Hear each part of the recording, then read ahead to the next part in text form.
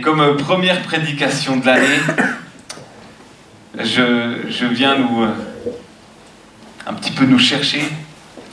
Ce sera pas long, mais ça risque d'être un peu vif.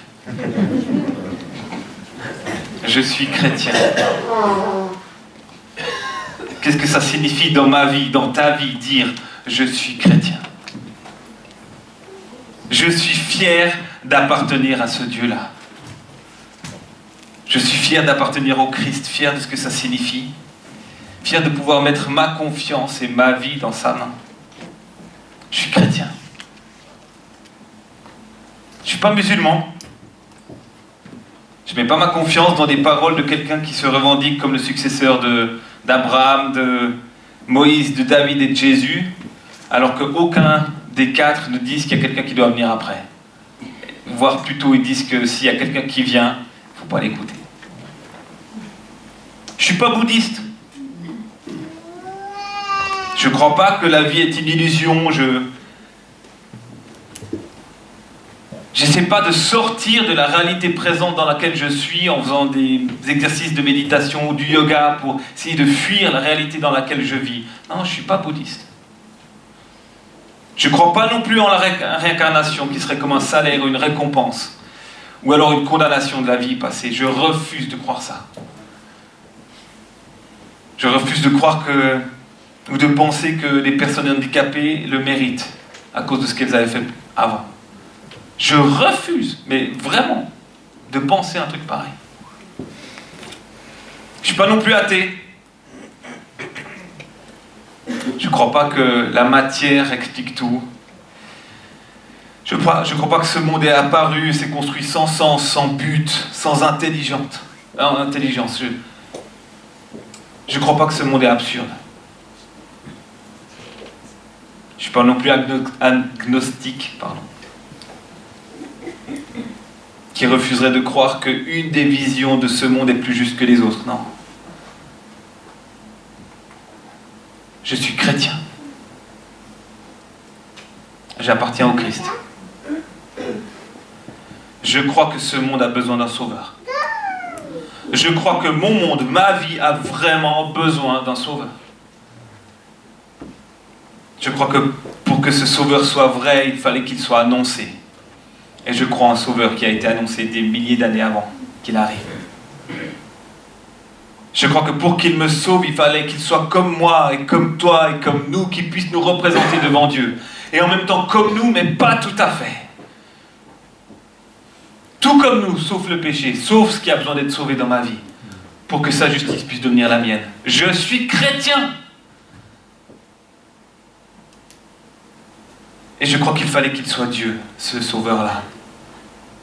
Parce que depuis le début, la Bible nous enseigne qu'il n'y a que Dieu qui sauve. Ça ne pouvait pas être qu'un homme.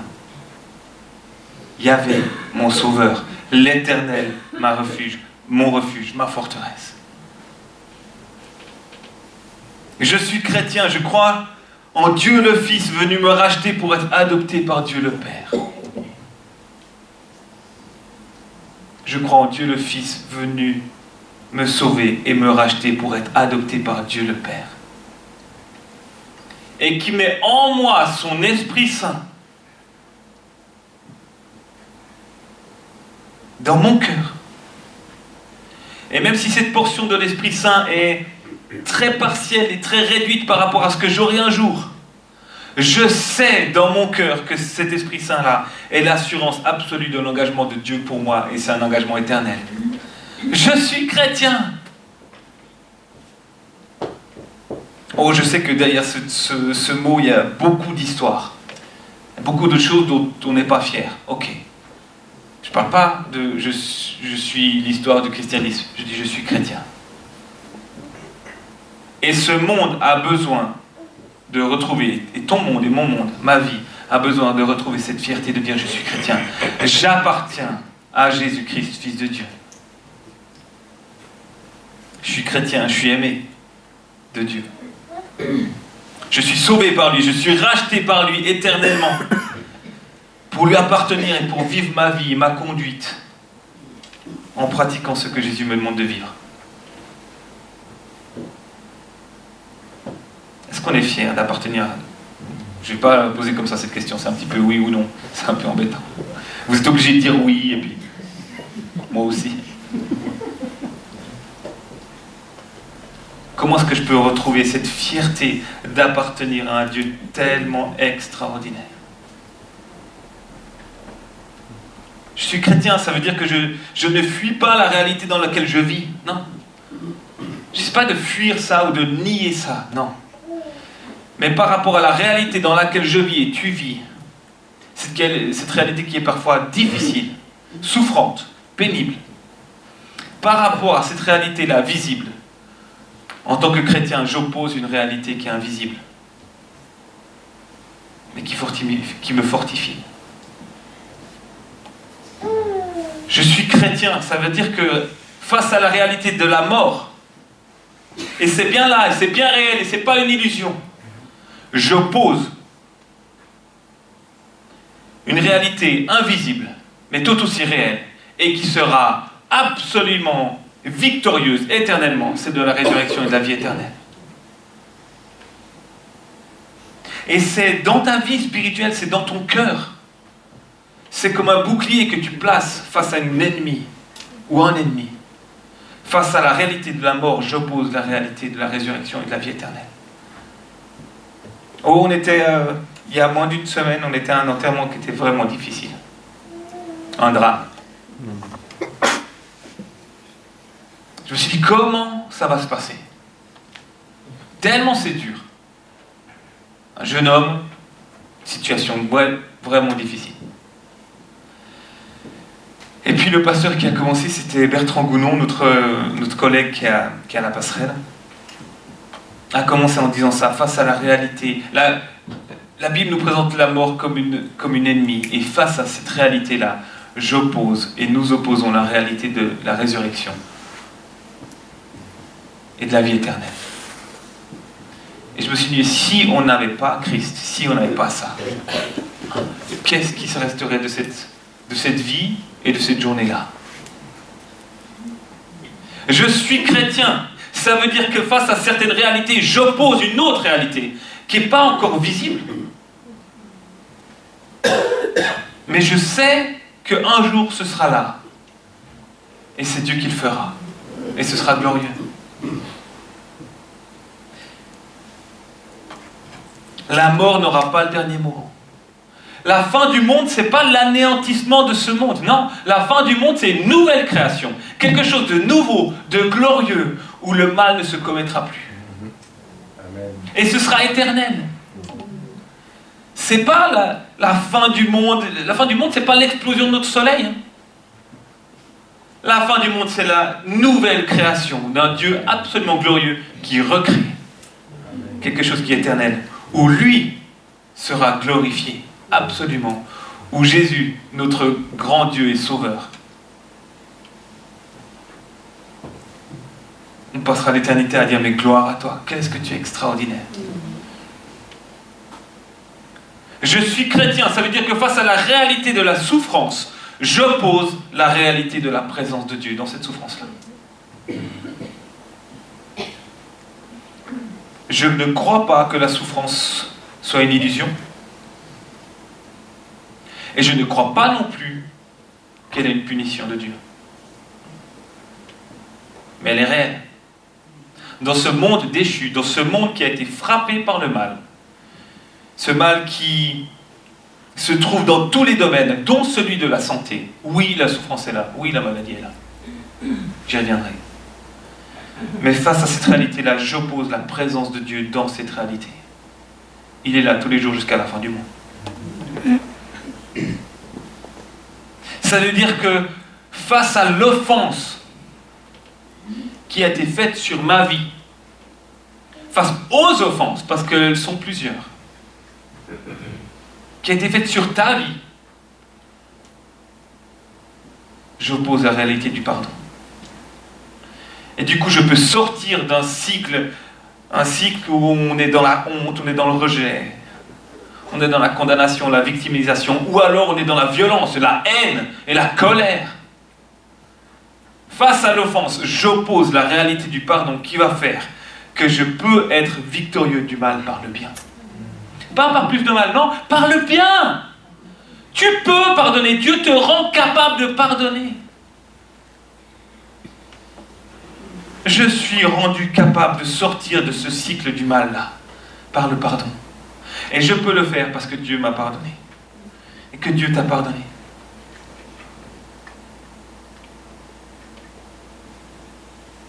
Je suis chrétien. Ça veut dire que face à la réalité de mon caractère, et tu le connais, il n'est pas que bien, le tien non plus, au cas où. Je vise personne, mais je vise tout le monde. Ça veut dire que face à la réalité de mon caractère, de mes jalousies, de mon orgueil, de mon envie de dominer, de tout ça, j'oppose la réalité du caractère de Dieu dans ma vie. Ça s'appelle les fruits de l'esprit.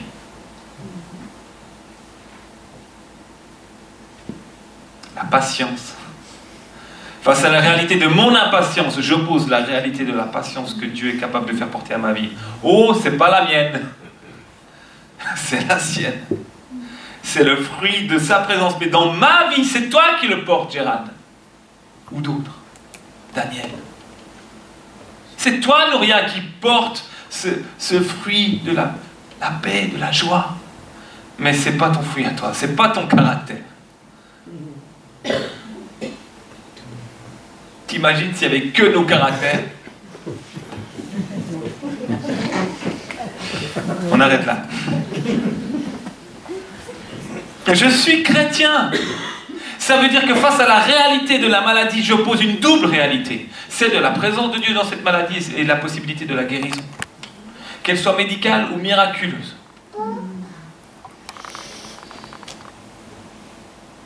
Et puis au pire, je meurs. Mais ça fait quoi en fait? Parce que de toute façon, je vais mourir.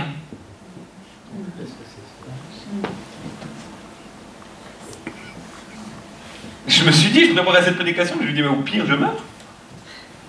C'est pas grave, je vis pas pour cette vie ici. Toi non plus, tu es chrétien. Tu vis pas pour cette vie-là. Je ne vis pas pour cette vie-là, je vis pour une autre vie. Oh, bien sûr, si on meurt, on va pleurer. Enfin, les autres vont pleurer, normalement. Faites un effort.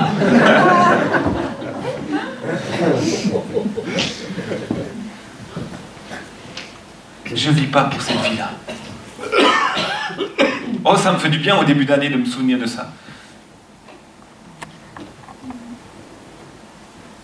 Je suis chrétien. Face à la réalité de mes agressions. Ce n'est pas celle que tu fais sur ma vie. C'est celle que je fais sur la tienne. Mes agressions, moi. Face à la réalité de ma vie qui fait que Gilles, tu as été méchant, tu as été mauvais. Face à ça, face à mes erreurs, j'oppose la grâce reçue de Dieu et le pardon reçu.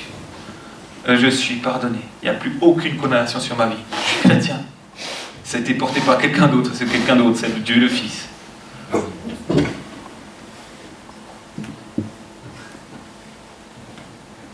Et à nouveau, je peux sortir du cycle de la honte, de l'affliction, je ne sais pas comment dire, mais là où tu portes tout toi. Non. Il a tout porté lui. Et il l'a fait à merveille, il l'a fait une fois pour toutes. Et face à ce que j'ai fait, j'oppose la réalité de ce qu'il a fait lui. Je suis chrétien, est-ce que tu as une autre espérance que ça à me donner? Non, il n'y en a pas de meilleur. Je suis chrétien. Face à la tentation dans ma vie, j'oppose la victoire du Christ par rapport à la tentation.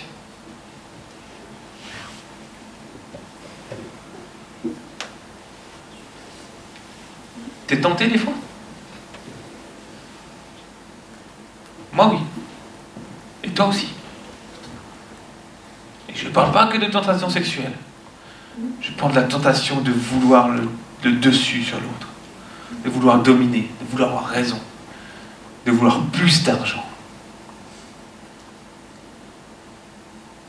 Face à ça, il y a la réalité de la victoire sur la tentation.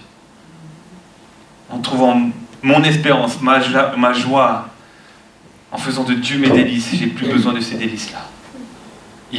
C'est tellement mieux. face à la jalousie, vous verrez, je vais lire un texte où il y a plus de mots qui décrivent ça. L'envie, les discordes. Face à la jalousie, j'oppose l'amour. Un amour basé sur une juste et vraie identité de l'enfant aimé que je suis. Je suis aimé de Dieu, et tu l'es aussi. Et j'ai pas besoin de te rabaisser pour avoir plus de valeur, moi. Non, ça marche pas, c'est pire. J'ai de la valeur parce que je suis aimé de Dieu et tu en as aussi. Et face à la jalousie, j'oppose l'amour et le service.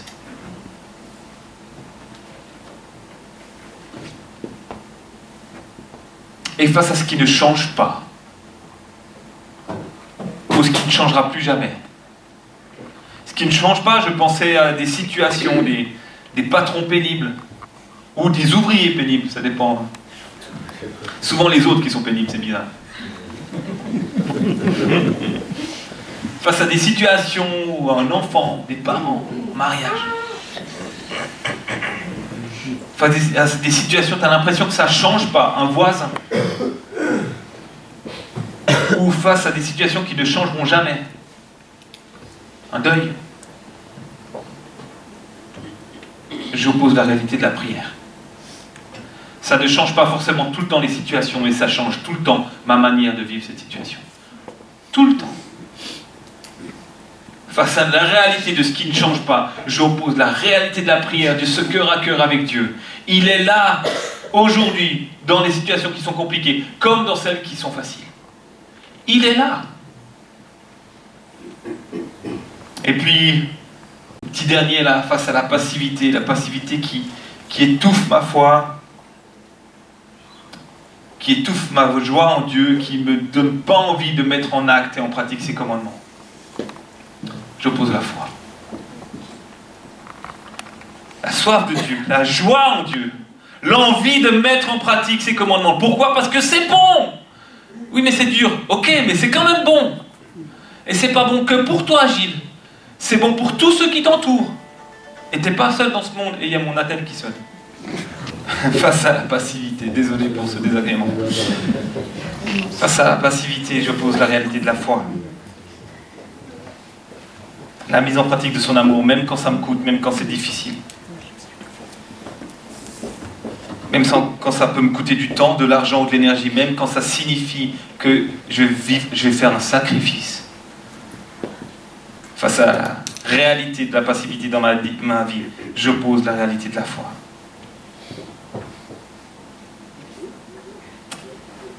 Voilà le pays dans lequel Dieu me demande de vivre.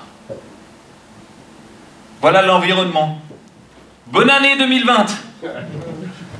C'est ça ton environnement. Pourquoi ? Parce que je suis chrétien. Et je crois que Dieu récompense ceux qui vivent de cette manière-là. Je crois que Dieu récompense ceux qui cherchent Dieu de cette manière. Parce qu'il le promet. Il le promet. Il va récompenser ceux qui cherchent Dieu par la foi. Et qui vivent de cette manière-là. Et je crois que Dieu est fidèle. Et s'il me dit qu'il va me récompenser, il va le faire. Je suis chrétien.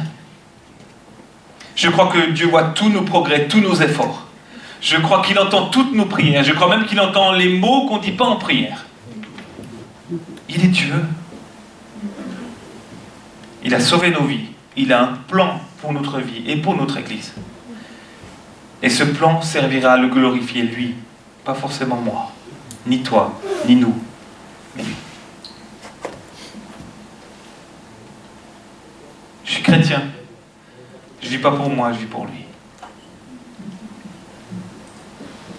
Et en conclusion de ce message, de cet envoi sur 2020, j'aimerais bien que toute l'année on soit fiers de cette réalité-là. Je suis chrétien. Et je tiens juste à nous dire que si nous on ne l'est pas, il n'y a pas beaucoup d'autres mondes qui vont l'être. Hein. Parce qu'au niveau des médias, vous n'avez peut-être pas vu, mais c'est pas toujours bien placé. Ni au niveau du monde dans lequel on vit, ni dans l'école, ni dans plein de choses. Mais c'est parce qu'ils ne le connaissent pas.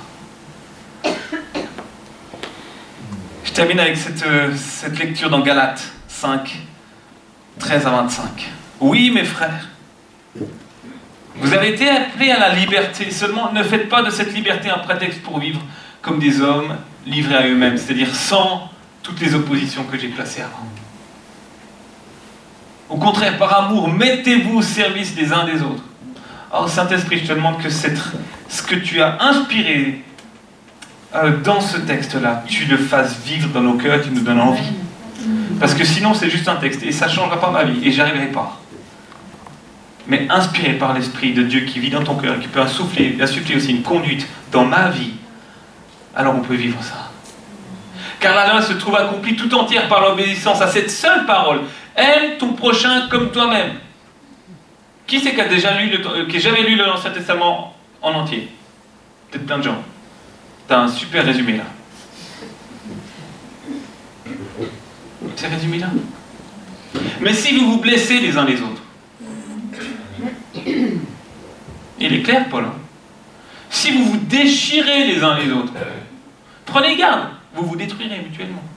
C'est aussi faisable. C'est aussi possible. Je dis donc ceci, laissez le Saint-Esprit diriger votre vie, et vous n'obéirez pas aux désirs qui animent l'homme livré à lui-même.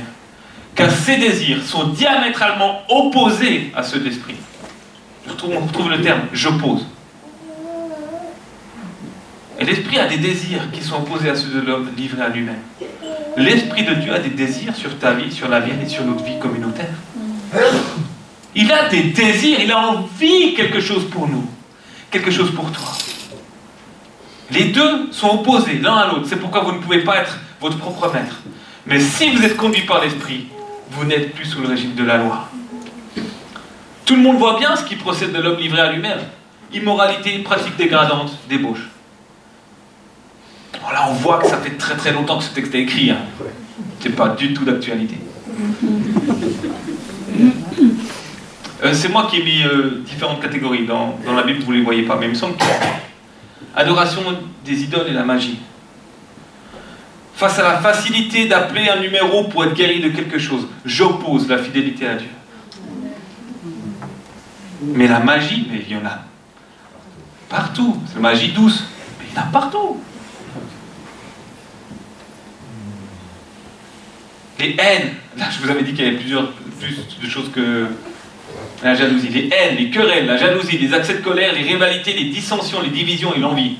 Je pense que Paul avait envie qu'on comprenne, et Dieu aussi, parce que vous dites, oh, mais moi je suis pas jaloux. Ah, il y a des querelles. Non, mais j'ai pas de querelles. Il y a des accès de colère. Ah, ça... Demande à ta femme.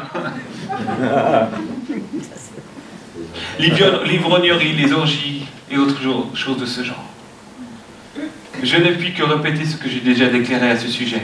Ceux qui commettent de telles actions n'auront aucune part à l'héritage du royaume de Dieu. Mais le fruit de l'esprit, c'est l'amour, la joie, la paix, la patience, l'amabilité, la bonté, la fidélité, la douceur, la maîtrise de soi. La loi ne condamne certes pas de telles choses. Or, ceux qui appartiennent à Jésus-Christ ont crucifié l'homme livré à lui-même avec ses passions et ses désirs. Il y a tout ça. Ça reste à la croix. Et puisque l'Esprit est la source de notre vie, laissons-le diriger aussi notre conduite. Cette phrase, elle est extraordinaire. Puisque l'Esprit est la source de notre vie, laissons-le diriger aussi notre conduite. Je vous invite à la prière.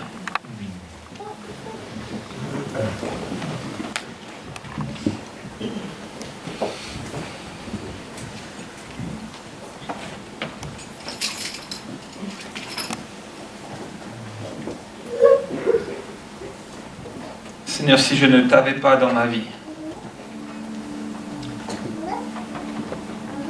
si ce monde ne t'avait pas connu,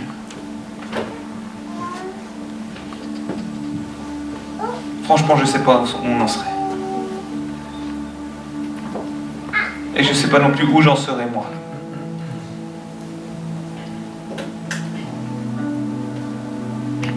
Mais gloire à ton nom, Seigneur. Merci. Infiniment merci, parce que tu es intervenu dans ce monde pour opposer à la réalité de ce monde une autre réalité, celle du royaume de Dieu, celle du royaume des cieux, celle des fruits de l'esprit, celle de la grâce, du pardon, de la réconciliation et de la victoire sur le mal, par le bien. Seigneur, investis nos vies réellement. Que ton esprit que tu as placé en nous comme une petite portion de ce qui va venir éternellement, Saint-Esprit, nous te demandons, ne te tais pas. Parle de tes désirs dans nos cœurs. Parle de tes désirs dans notre foi et dans notre Église.